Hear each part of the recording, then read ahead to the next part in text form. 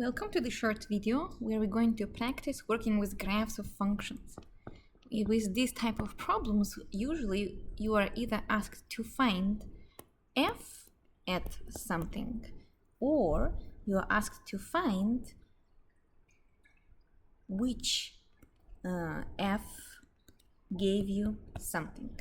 That's interesting, two completely different ideas. One is talking about height and the other one is talking about left and right, so width basically. So you know x-axis, we usually teach it sometimes as run. That means we're running from left to right.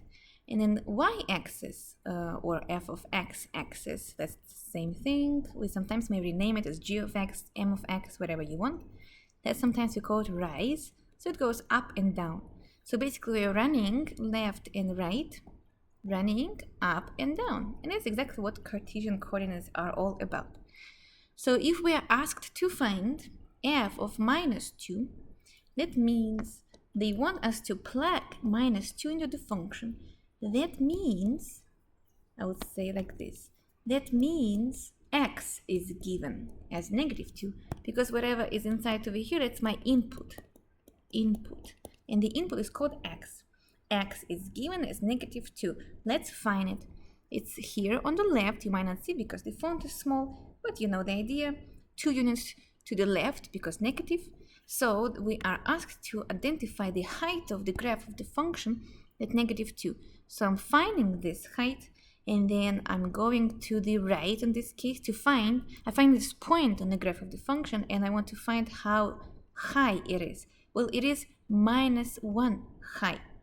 So it's basically low, right? So it's 1 unit low, but 1 unit low is -1 high.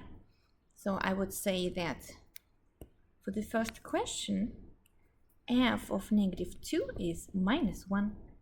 And that's my output. So I found output for the given input. And also I would say whatever was on the left by 2 units gave me 1 unit down. So it's height, right? It's my height.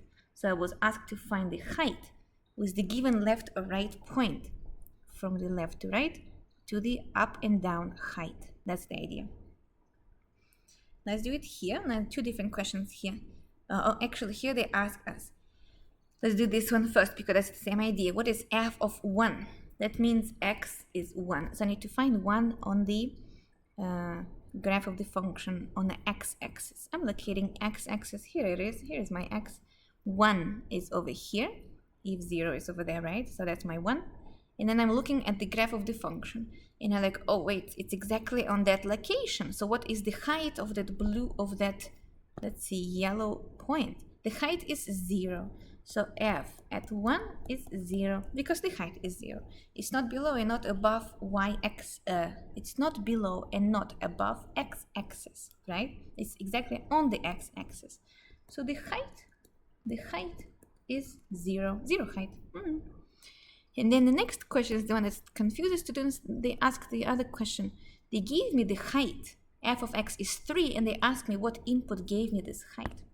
So they give me f of x is 3. Again, the height is given, and the height is 3 units up because it's positive, right? So I'm going 3 units up. Here it is.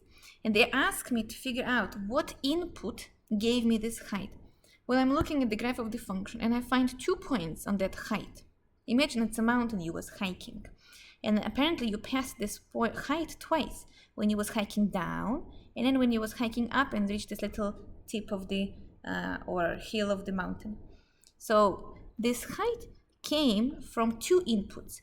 One input is -1 and one input is 2. How do I know? I just go down from this point and go down from the second point. So 2 inputs, x equals -1 and x equals 2, gave me the height 3.